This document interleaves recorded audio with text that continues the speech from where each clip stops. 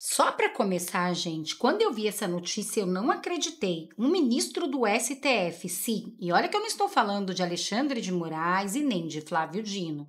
Estou falando de um outro ministro que acabou de tomar uma atitude que revoltou até mesmo seus colegas de corte.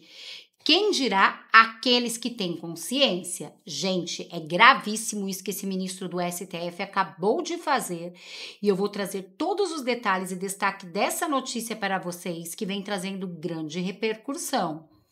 Eu vou trazer todos os detalhes e destaque dessa notícia, mas a cereja do bolo vem mesmo no momento que um aliado de primeira linha de Bolsonaro acaba de revelar o plano B de Bolsonaro, caso ele continue inelegível. E o nome que ele falou ali, gente, é nome forte, viu? Nome que tem causado desespero no PT. Pode-se dizer o maior pesadelo da esquerda. Mas não foi só isso não, ele também trouxe declarações importantíssimas e inéditas sobre aquela delação de Mauro Cid e esse suposto golpe que vai chocar vocês. E para completar o vídeo de hoje, ainda temos informações inéditas, diretamente lá dos Estados Unidos. Gente, o que foi revelado aqui realmente é estarrecedor e cai como uma bomba no colo do ministro Alexandre de Moraes. Mas vou ficar dando muito spoiler para o vídeo não ficar muito longo. Só não esquece de curtir, compartilhar, comentar, deixar o seu like e se inscrever no canal. E antes de eu trazer todas essas notícias para vocês, eu gostaria que você visse um vídeo que eu preparei para vocês. Gente, só assistam para vocês entenderem de fato o que eles querem fazer com nós, o povo brasileiro. Bem, gente, minha fala nesse momento é de solidariedade ao povo de Israel. A nossa solidariedade e o povo brasileiro não comunga com o alinhamento do presidente do Brasil, esse descondenado que foi tirado da cadeia, colocado na presidência, que é amigo e alinhado com terroristas, que é amigo do Hamas, amigo do Hezbollah, amigo da China, amigo de Cuba. Onde tiver terror, onde tocar o terror, eles passam a mão.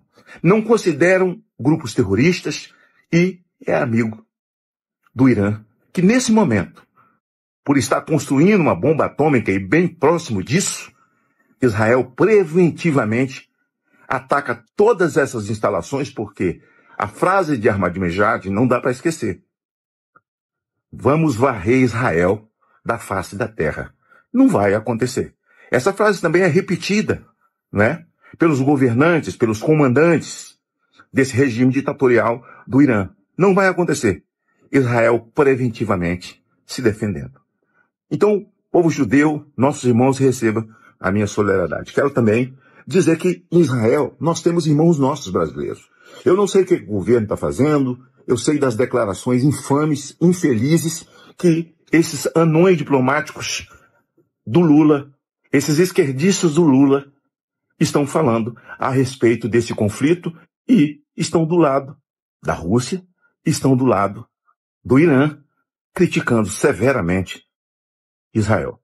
O senhor Luiz Inácio Lula da Silva hoje é conhecido no mundo, um pária para o mundo, uma vergonha para nós brasileiros.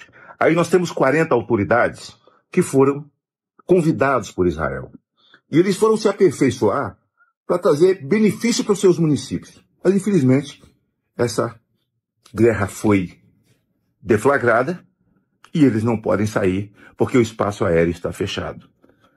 A minha solidariedade a todos eles, prefeitos, prefeitas, todo tipo de autoridade que aí estão, e cidadãos brasileiros também que devem estar fazendo viagem de turismo religioso, estão todos guardados, porque Israel, diferentemente desse presidente aqui, Israel ama o Brasil e os brasileiros.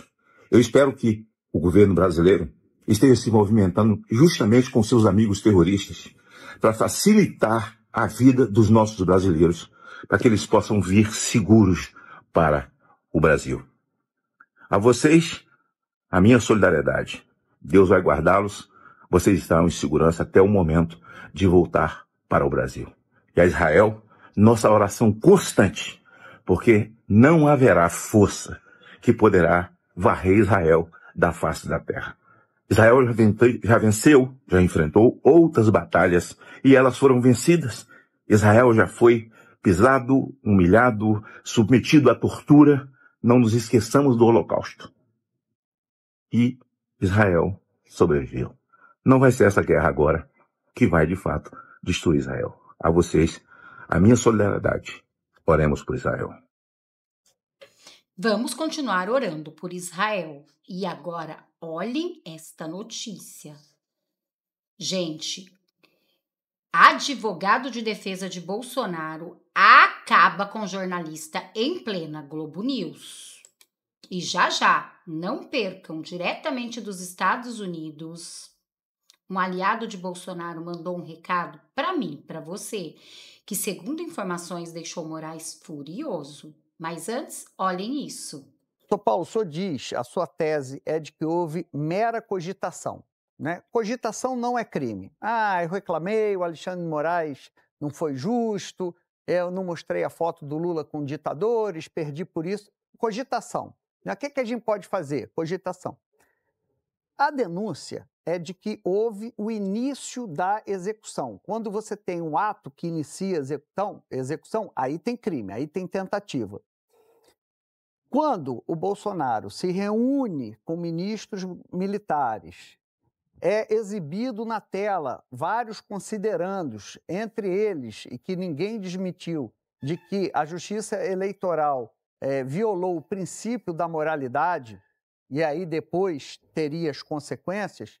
Isso não é um ato de execução, ou seja, uma reunião do presidente com comandantes militares para sondar sobre essas iniciativas, já não sai do campo da cogitação e entra no plano concreto da tentativa de golpe de Estado? Sua pergunta é muito pertinente, Otávio. Eu tenho insistido nisso. Eu vou partir, não vou entrar nem nos pormenores do que seria o que foi projetado na tela, as condições, etc., porque para responder satisfatoriamente as perguntas eu não preciso nem descer nesse detalhe.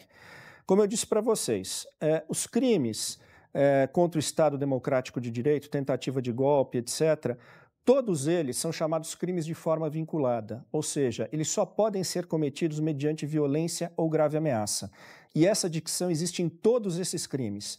Se você não tem um início de um ato violento, não começa um ato violento, você não tem início de execução. Você ficará um ou dois passos atrás, ou no ato preparatório ou na cogitação, que são impuníveis. E é importante, até aproveitando o gancho dessa sua pergunta, Guedes, é importante a gente perceber o seguinte, é fundamental a existência da exigência de que o ato seja violento ou decorrente de grave ameaça. Se você subtrair da redação desses artigos esta exigência, você vai ter simplesmente um artigo que vai dizer assim, tentar derrubar o Estado Democrático de Direito, atentar contra as instituições. Aí você vai ter um tipo penal perigosíssimo, historicamente, politicamente muito perigoso. Por quê? De tão aberto, por não definir o que seria uma conduta minimamente atentatória ao Estado Democrático de Direito, você vai poder colocar debaixo desse tipo penal qualquer coisa.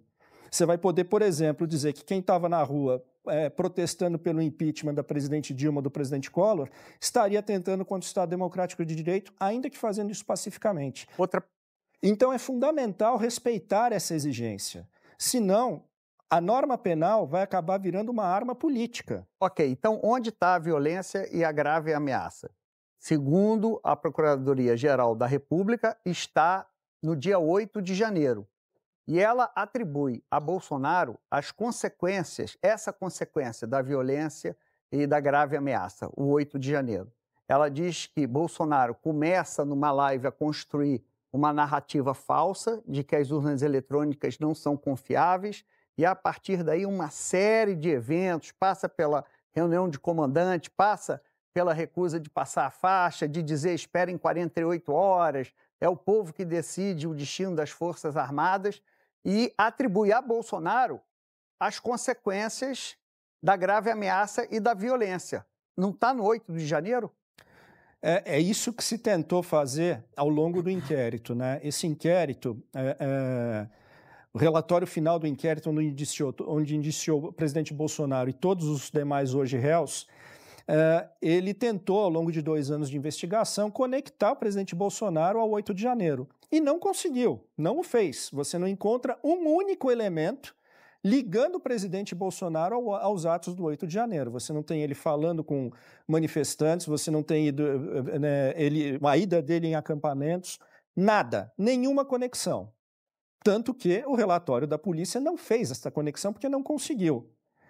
Quando o inquérito encerrado vai para a Procuradoria-Geral da República, muito provavelmente a equipe verificou e falou, olha, se a gente não conectar Bolsonaro ao 8 de janeiro, não tem como formular essa denúncia, justamente por conta da dicção legal que exige a violência ou a grave ameaça como início de execução. Olha, o relatório da Polícia Federal, na verdade, e também a sua subsequente denúncia pela PGR, me parece uma grande narrativa que não consegue conectar pontos. Tenta, sustenta, mas não consegue. Eu até já falei isso algumas vezes aqui, né? A Polícia Federal, ao longo do seu relatório, usa o advérbio, e advérbio de dúvida, possivelmente por 96 vezes. Quer dizer, você não pode formular uma acusação, uma imputação dessa gravidade com tantas elucubrações, com tantos possivelmente. O senhor tem... Pois é, gente, sempre possivelmente, não sei, não lembro. Essa é a delação que pode ser considerada porque eles querem prender Bolsonaro. Esta é a verdade. Mas há quem diga que está demorando vir as sanções. Mas segundo esse aliado de Bolsonaro lá dos Estados Unidos, olhem o que ele disse. Estamos desanimando.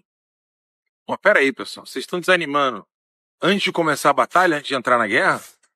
Pô, como eu coloquei aqui, ó. Eu fiquei 3 anos e meio sem ver minha família, meus filhos. Tive a casa invadida 2 vezes. Esperei 3 anos para os Estados Unidos poder dizer para mim se eu seria extraditado ou não. Esperei 3 anos para o meu nome sair da Interpol. Esperei 5 anos para o povo brasileiro saber o que era a Lei Magnitsky, algo que eu ouvi do professor Olavo em 2020, falava disso no Terça Livre. Só agora o pessoal ficou descobrindo que isso era possível. Gente, não dá pra desanimar enquanto você tá na guerra sentado no sofá ainda. Aguenta aí, pô. Tá chegando, vambora. Vamos levantar o ânimo aí. Valeu, galera. Levanta o ânimo, mesmo estando no sofá. Tudo que Alexandre de Moraes fica furioso é Alan dos Santos, ainda mais colocando o povo brasileiro pra cima e dizendo que já está chegando.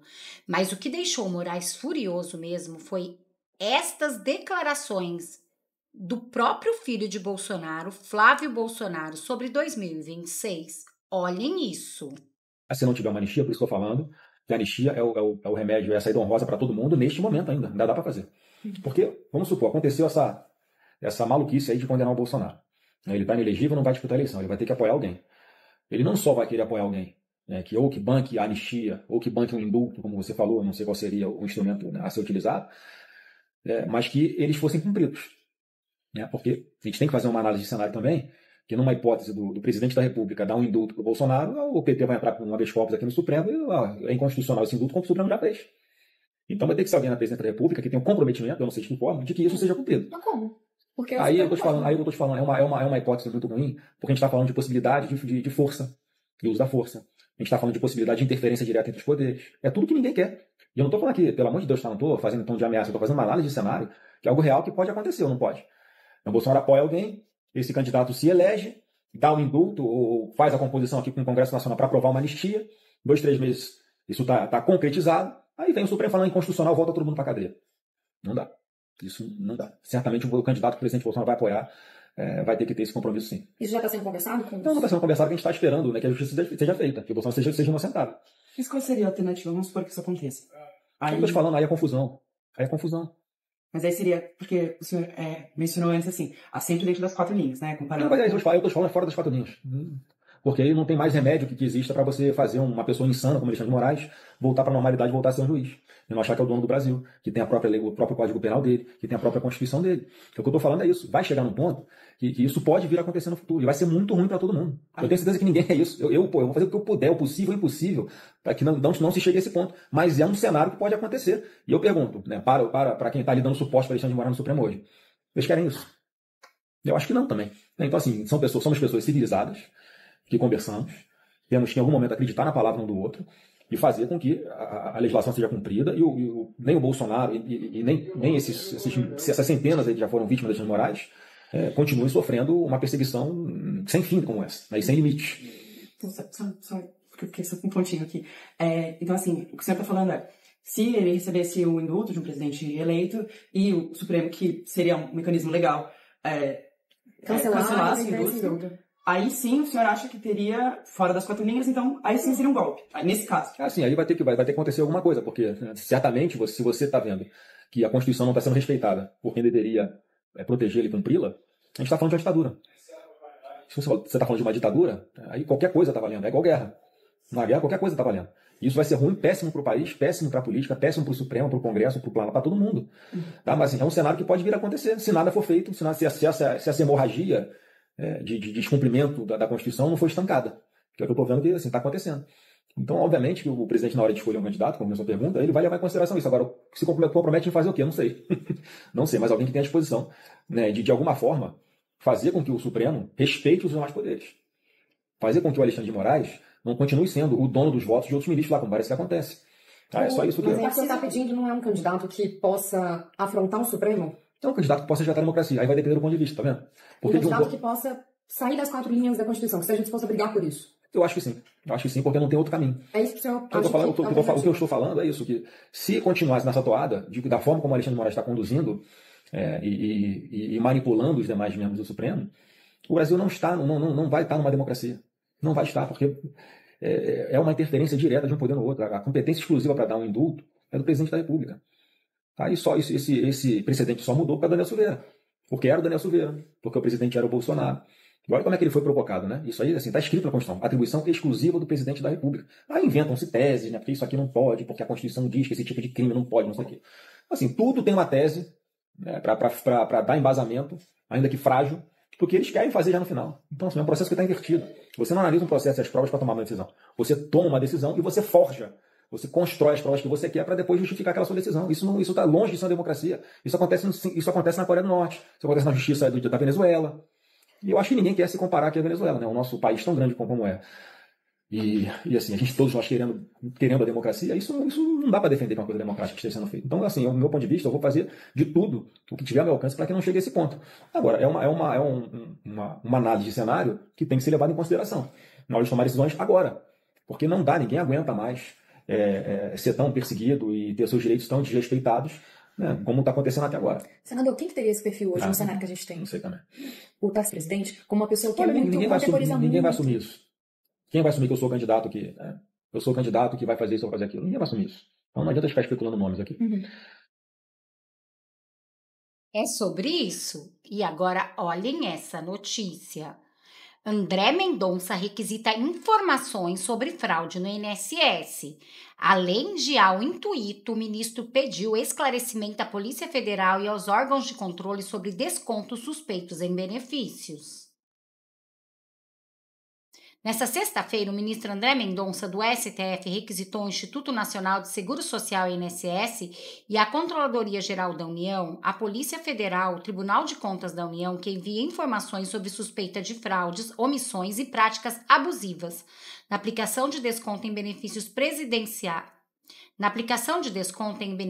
previdenciários. A medida foi tomada na arguição do descumprimento de preceito fundamental, ADPF 1224, da qual Mendonça é o relator. Na ação, o Instituto Nacional de Direito das Pessoas com Deficiência Oceano Azul aponta práticas abusivas do INSS relacionadas às fraudes massivas por meio de descontos indevidos. Sustenta ainda que o órgão age com morosidade excessiva, de que há falhas graves na prestação de informações aos assegurados. E agora olhem esta notícia, gente. Gilmar Mendes autoriza devolução de passaporte para a ex-mulher de Sérgio Cabral. É isso mesmo que vocês escutaram. O ministro do STF considerou fiança de 100 mil desproporcional e suspendeu a exigência. O ministro Gilmar Mendes, do STF, autorizou a devolução do passaporte de Adriana Anselmo, ex-mulher de Sérgio Cabral. A justiça apreendeu o documento quando Adriana recebeu uma condenação de 13 anos e 5 meses no âmbito da Operação Lava Jato. Os crimes pelos quais ela foi condenada foram lavagem de dinheiro, corrupção passiva, mas ela responde ao processo em liberdade enquanto recorre da sentença. Enquanto isso, nós vemos isso daqui, gente. Isso sim revolta. Enquanto isso, STF impõe pena de 14 anos à mãe de 7 crianças por atos ligados a 8 de janeiro. Segundo a defesa, a condenada esteve no acampamento em Brasília apenas como ambulante, onde vendia camisetas e garrafa de água. E a mulher de Sérgio Cabral solta e com seu passaporte devolvido. É isso mesmo. O STF determinou a condenação de Gisele Alves Guedes de Moraes, de 38 anos, a 14 anos de prisão em regime fechado. Moradora de Planaltina, Distrito Federal, a cantora e jornalista foi sentenciada.